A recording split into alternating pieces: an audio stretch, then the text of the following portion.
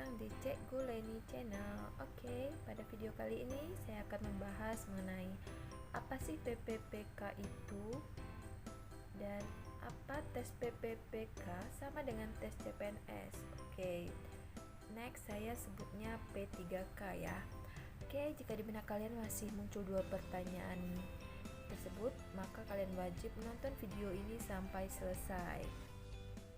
Dan jangan lupa subscribe channel ini agar saya lebih bersemangat untuk membuat video-video yang bermanfaat untuk kalian semua.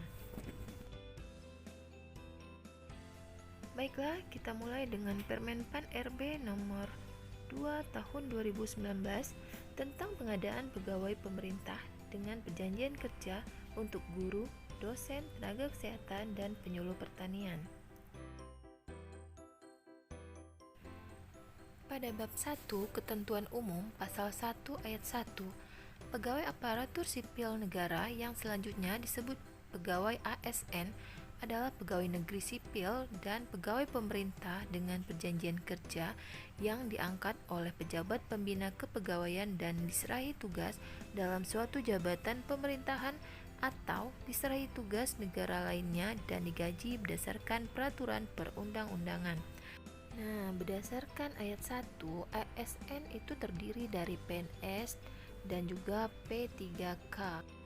Selanjutnya, pada ayat 2, pegawai pemerintah dengan perjanjian kerja yang selanjutnya disingkat dengan PPPK atau P3K adalah warga negara Indonesia yang memenuhi syarat tertentu yang diangkat berdasarkan perjanjian kerja untuk jangka waktu tertentu dalam rangka melaksanakan tugas pemerintahan. Oke, lanjut pada bagian kedua, pelamaran. Nah, pada pasal 12 ayat 1, calon pelamar PPK diberi persyaratan sebagai berikut. Yang pertama itu warga negara Indonesia. Selanjutnya, berusia sesuai dengan ketentuan peraturan perundang-undangan. Setahu saya usia minimal itu adalah 20 tahun dan maksimalnya itu 1 tahun sebelum memasuki masa pensiun. Lanjut, pendidikan paling rendah S1 atau D4 untuk jabatan fungsional guru, berpendidikan paling rendah S2 untuk jabatan fungsional dosen, berpendidikan paling rendah D3 untuk jabatan tenaga kesehatan, berpendidikan paling rendah SMK untuk jurusan pertanian atau sederajat, berpendidikan paling rendah sesuai dengan kualifikasi pendidikan jabatan fungsional yang akan diduduki untuk tenaga kependidikan pada perguruan tinggi negeri baru, memenuhi persyaratan masing-masing jabatan fungsional sesuai dengan ketentuan peraturan perundang-undangan. Lanjut ayat 2, selain persyaratan sebagaimana dimaksud pada ayat 1, calon pelamar P3K harus memenuhi persyaratan secara umum sesuai dengan peraturan pemerintah mengenai manajemen P3K. Pada ayat 3, calon pelamar hanya dapat mendaftar pada satu instansi pemerintah untuk satu jabatan. Nah, tidak boleh melamar dua ya, sama seperti CPNS. Pada bagian keempat mengenai seleksi, pada pasal 14 ayat 1, panitia pelaksana seleksi instansi melaksanakan verifikasi secara cermat dan teliti terkait kelengkapan persyaratan administrasi atau dokumen pelamar. Ayat 2, pelamar dapat mengikuti seleksi kompetisi apabila dinyatakan lulus seleksi administrasi oleh panitia pelaksana seleksi instansi sesuai dengan persyaratan yang ditentukan.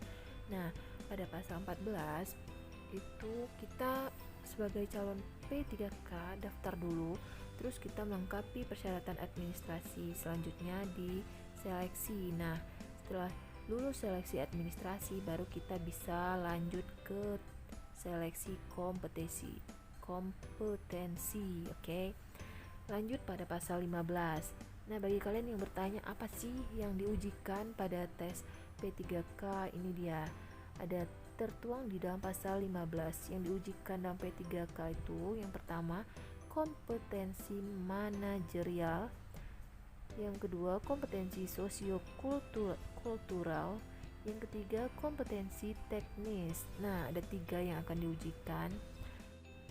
Oke, pada pasal 15 ayat 2, pelamar dinyatakan lulus seleksi kompetensi sebagaimana dimaksud pada ayat 1 apabila memenuhi nilai ambang batas. Pada ayat 3, ketentuan lebih lanjut mengenai nilai ambang batas diatur dengan peraturan menteri. Dan ternyata untuk tes P3K juga ada nilai ambang batasnya ya. Nah, mengenai ambang batas tes PPPK atau P3K pada tahun 2020 ini kita tunggu aja pengumuman resminya, oke?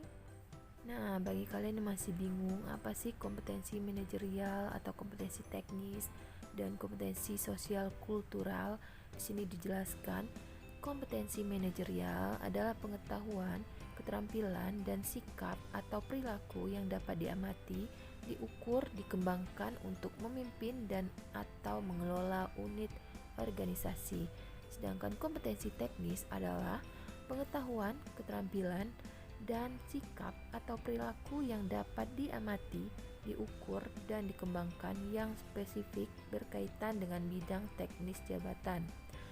Selanjutnya, kompetensi sosial kultural adalah pengetahuan, keterampilan, dan sikap atau perilaku yang dapat diamati, diukur, dan dikembangkan terkait dengan pengalaman berinteraksi dengan masyarakat majemuk dalam hal agama, suku, dan budaya, perilaku, wawasan kebangsaan, etika, nilai-nilai, moral, emosi, dan prinsip yang harus dipenuhi oleh setiap pemegang jabatan untuk memperoleh hasil kerja sesuai dengan peran, fungsi, dan jabatan.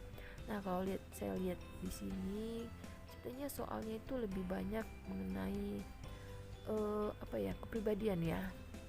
Jadi kalau tes P3K itu tidak ada seleksi kompetisi dasar, ini langsung ke kompetensi tentang organisasi, tentang jabatan yang kita lamar, dan tentang etika, pokoknya tentang sosial.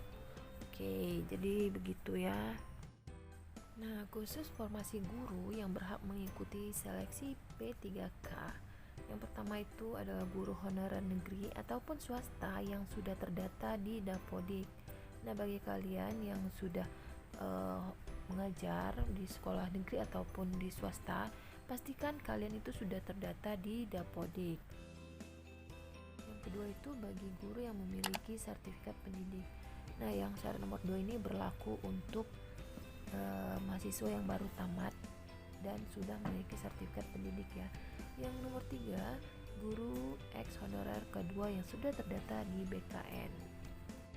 Oke, cukup sekian video saya kali ini. Jangan lupa subscribe jika menurut kalian video ini bermanfaat, dan jangan lupa share ke kawan-kawan yang lain.